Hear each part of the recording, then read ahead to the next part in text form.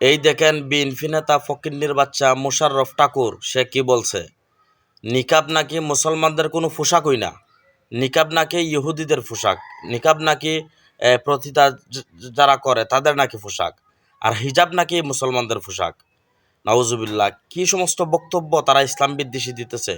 এই ফকিন্নির বাচ্চা বিএনপি মোশাররফ ঠাকুররে যে যেখানে পাবেন তার প্রতিবাদ করবেন, একে প্রতিহত করুন তাদেরকে।